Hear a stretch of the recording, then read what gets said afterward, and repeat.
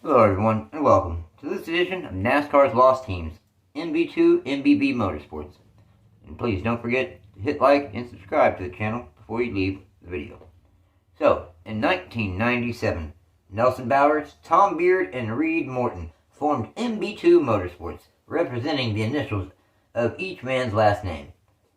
The team started out as a one-car team with the number 36 Skittles Pontiac, with Derek Cope behind the wheel. That first season was a bit of a struggle at first, but they got going to a degree. They did DQ in the race in Atlanta in the springtime, but all the rest of the schedule, they made every race, qualifying for 31 out of 32 events. Cope's best start was 5th at the Fall Talladega race. His best finish was also 5th in the season finale in Atlanta. Overall, they scored 1 top 5 and 2 top 10s, finishing their maiden season in 27th in final point standings. At the conclusion of 1997, Cope and MB2 parted ways. For 1998, the team signed veteran Ernie Irvin to drive the number 36 Skittles Pontiac full-time. He had a very strong season. His best start was first 3 times, at Indianapolis and the fall races in Michigan and Martinsville. His best finish was 6th, 5 times, in the Daytona 500, the spring race at Talladega, Indy, and the fall race in Darlington. Unfortunately, in the fall race, he suffered some injuries, causing him to miss the final 3 events of the 1998 season. Overall, they scored 3 poles, 0 wins, 0 top 5s, and 12 top 10s. And at the moment he had to stop racing, he was 13th in points. Ricky Craven came over to fill in for Irvin those final 3 races of 98. His best finish was 25th in the season finale in Atlanta. Now, in 1999, the Cup Series season, MB2 brought Ernie Irvin back to attempt a full season again. They did switch from Skittles to M&M's as their brand for Mars that they were actually representing on their race cars. Irvin's numbers were a bit down over the season prior, and not to mention after another Busch Series crash in the number 84 Federated Auto Parts car at Michigan, he was injured bad and he went ahead and retired. He ran 21 events up to that point, with the best start of 2nd in the first race of the season in Michigan. His best finish was 6th in Las Vegas. Overall, he scored 5 top 10s. They were 26th in points at the time he finished his final race at Watkins Glen. Dick Trickle replaced Irvin for the race in Michigan, finishing 40th. Jerry Nadeau ran the final 12 races of the 1999 Cup Series season. His best finish was 16th in the fall race in Dover. The century turned, and so did the hand and steering wheel. Full time for 2000 in the number 36 Skittles M&M's Pontiac to Kenschrader. They really didn't have that strong of a season they were hoping for necessarily, though. Schrader's best start was 6th in Phoenix, and his best finish was 9th in the Daytona 500. They did spend 3 weeks inside the top 10 in Cup Series points. They overall scored 2 top 10s, ending the season 18th in final point standings. At the end of the second Pocono, MB2 bought Tyler Jett's number 10 unsponsored car, driven by Johnny Benson. Aaron's and RCA served as primary sponsors for the number 10. His best start was 2nd in Darlington in the fall, and his best finish was 2nd also in Dover in the fall. They ended up finishing 13th in final points. They scored 2 top 5s and 5 top 10s after MB2 bought the team.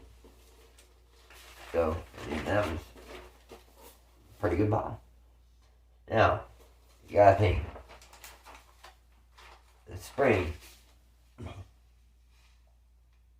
2001 started the worst way possible for Kenschrader, battling for a top 5 finish in the Daytona 500 until he was collected by Dale Earnhardt when he spun up the track. Schrader walked to his good friend's car to see if he was alright, and as we all know, he was not. Schrader could only signal for the track crews to get there quicker. Anyways, rest in peace, the Intimidator, Dale Earnhardt Sr., 1951 to 2001. So in 2001, Schrader did improve some on the season prior. His best start was 3rd in Pocono, and his best finish was 8th in the spring in Atlanta. Overall, they scored 5 top 10s. They did end up finishing 19th in final point standings. The number 10 was sponsored by Valvoline, starting in 2001. They also bought into the team. Thus, they changed the name of the team to MBV Motorsports. Johnny Benson was behind the wheel full-time again this season. His best start was second in Las Vegas, and his best finish was third 3 times in Texas in the spring, Indy, and Rockingham in the fall. Overall, they scored 6 top 5s and 14 top 10s, ending the 2001 Cup Series season in 11th in final point standings. So, the team now renamed MBV Motorsports, and they had both cars running full-time in 2002. Kenschrader had a tough season, not even scoring 1 top 10. Behind the wheel in the number 36 M&M's Pontiac. His best start was second in the spring race in Rockingham. His best finish was 13th in Loudon in the fall. They ended up 30th in points. At the conclusion of 2002, Kenschrader and MBV parted ways. As for the number 10 Valvoline Pontiac, it was driven full-time by Johnny Benson in 2002. They were fast for sure. Unfortunately, Benson was forced to miss 5 races due to injuries. Joenemechek filled in for him at Richmond in the spring, finishing 12th. Jerry Nudu filled in for 3 races. His best finish was 15th in Loudon. Mike Wallace filled in at Chicagoland, finishing 38th. But overall, Benson had a strong season. He even won his first race at Rockingham in the fall. His best start was second in Loudon in the fall. His best finish, like we already said, was first at Rockingham. Overall, they scored 0 poles, 1 win, 3 top 5s, and 7 top 10s. He ended up 29th in final point standings, even after missing 5 races. That following season, in 2003, the team continued to change. Johnny Benson was back full-time behind the wheel of the number 10 Valvoline Pontiac. They didn't have the best season, though. They started the year pretty strong, ranking in the top 10 in points for 3 races in the first part of the season. His best start was second in Rockingham in the spring, and his best finish was in the season finale, 4th at Homestead. His best start was second in Rockingham in the fall. Overall, they scored 0 poles, 0 wins, 2 top 5s, and 4 top 10s, ending the season in 24th in final point standings. At the conclusion of 2003, Benson and MBV parted ways. As for the number 36, the team switched to the number 01 due to their new sponsor, USarmy, and their slogan, An Army of One. They signed Jerry Nadeau to a full-time contract. Unfortunately, after only running 10 races, because he had a horrible career-ending practice crash in Richmond in the spring. His best finish was 4th in Texas in the spring. Jason Keller ran the Cup Series race in Richmond, finishing 32nd. Mike Wallace ran 8 races in the number 01. His best finish was 19th in the spring race in Dover. Morris said set on the pole at Sonoma. He ended up finishing 6th. He also ran Watkins Glen, finishing 39th. Mike Skinner came in and ran 11 races. His best start was 1st in Richmond in the fall. His best finish was 18th twice, in Richmond in the fall and Bristol. Joenemechek came in and ran the final 4 races for MBV. His best finish was 10th in Atlanta in the fall. Joenemechek would end up becoming MBV's full-time driver of the number 01. So, wow, 2004 was beginning in a lot of changes for MBV Motorsports. Benson was out, and Scott Riggs was the new driver behind the wheel of the number 10 Valvoline Chevrolet due to Pontiac pulling out of the sport. Scott Riggs was a decent Busch Series driver, getting the chance to go full-time in the Cup Series. He was in a very strong rookie class in 2004. Casey Kane, Brendan Gaughan, Brian Vickers, Scott Wimmer, and Johnny Sauter. To say the least, he didn't win the Rookie of the Year honors in 2004. Honestly, they had a difficult season. Riggs' best start was 4th 3 times, in Fontana in the spring, in Talladega, and Charlotte in the fall. His best finish was 5th in the spring race in Dover. They did D&Q in the fall Atlanta race. Overall, they scored 0 poles, 0 wins, 1 top 5, and 2 top 10s, ending the season 29th in final point standings. Morris said attempted 4 races for the team in the resurrected number 36 Centric Chevrolet, a third team for MBV Motorsports. He qualified for 3 out of the 4 events. His best finish was 6th in Sonoma. Joenemechek was behind the wheel of the number 01 USarmy Chevrolet. His best start was 1st twice in Talladega in the fall and Kansas. His best finish was 1st in Kansas. This would end up being his final Cup Series victory. Overall, they scored 2 poles, 1 win, 3 top 5s, and 9 top 10s. They ended up 19th in final Cup Series standings.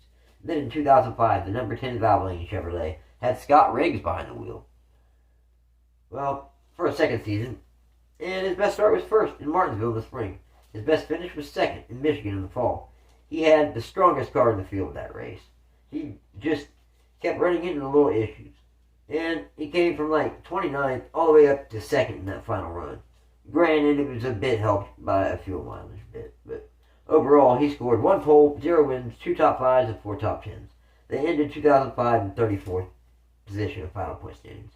The number 01 USarmy Chevrolet was driven by Joenemechek again full time, and his best start, turns out, was first in Michigan in the fall, and his best finish was third in the first race of the year at Pocono. Overall, they scored 1 pole, 0 wins, 2 top 5s, and 9 top 10s, ending 2005 season in 16th in final Cup Series standings. Boris Said ran the number 36 Centric Chevrolet part-time. He ran the Daytona 500, finishing 27th. He attempted 11 events overall in that 36, only qualifying for 8 races.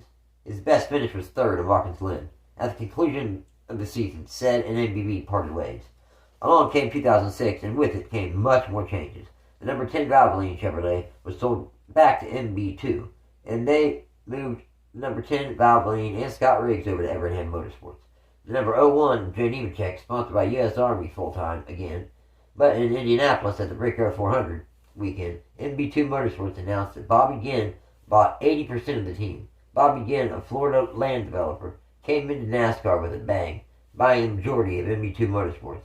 Nemechek's best start was fifth 3 times in Daytona in the summer, Loudon in the fall, and Phoenix in the fall. His best finish was 9th twice in Atlanta and Charlotte in the fall. Overall, they scored 2 top 10s, ending 2006 27th in the final point standings. Billelliott ran the Daytona 500 in the number 36 Chevrolet. He started 33rd and ended up 19th. The number 10 team was switched over to the number 14 in commemoration of Cuckoo Marlin, the father of the driver of the 14 car Waste Management Chevrolet, Sterlingmarlin. They ran full-time in 2006. His best start was 6th in the spring in Martinsville. His best finish was 9th in Richmond in the spring. The team struggled all season. Overall, they scored 1 top 10 and ended 2006 in 34th in final point standings. Now, in 2007, the bottom finally fell out of the mess that Bobby Ginn made when he bought MB2 Motorsports. At the conclusion of race 19 in Chicagoland, Ginn released both Joenemechek and Marlin from their contracts due to lack of being able to secure sponsorship for the second half of 2007. They suspended operations and eventually just merged with DEI. Joenemechek, in those first 19 races, he qualified for 18 of them, DNQing in the spring in Bristol. His best start was 5th in Michigan in the spring, and his best finish was 9th in the Daytona 500. They were 33rd in point standings when they suspended operations. Marlin also made the first 19 races of 2007 in the Cup Series. Marlin's best start was 4th in the spring and Talladega race. His best finish was a disappointing 13th at Darlington in the spring. They were 29th in Cup Series point standings at the time. They shut down. Now, the number 01 USarmy Chevrolet started 2007 with legend Mark Martin behind the wheel, the majority of the time. He was sharing driving duties with Regan Smith. He only ended up running 5 races for the team. The best finish was like 24th in Talladega in the spring. Now, Mark Martin, on the other hand, started the year off finishing 2nd to Kevin Harvick by about 2 feet. They were side by side across the start-finish line. It was awesome. In fact, they were off to such a great start the first 4 races that, they had the point lead. They led the point standings. Going into Bristol, race 5 on the Cup Series schedule in 2007, and the first race of the season for rookie Regan Smith, even though the press really hounded him about staying in the car, due to about the point lead. Even with that, the fact they were leading, and he never had won a Cup championship in his life, Mark Martin still handed over the wheel to Smith.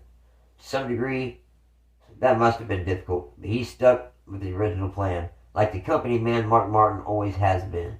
He's amazing. It just doesn't seem right that he never got a Cup Series title. But their year with Mark behind the wheel, the team was a contender. Mark Martin started the season with 5 straight top 10 finishes, 4 of which were top 5s.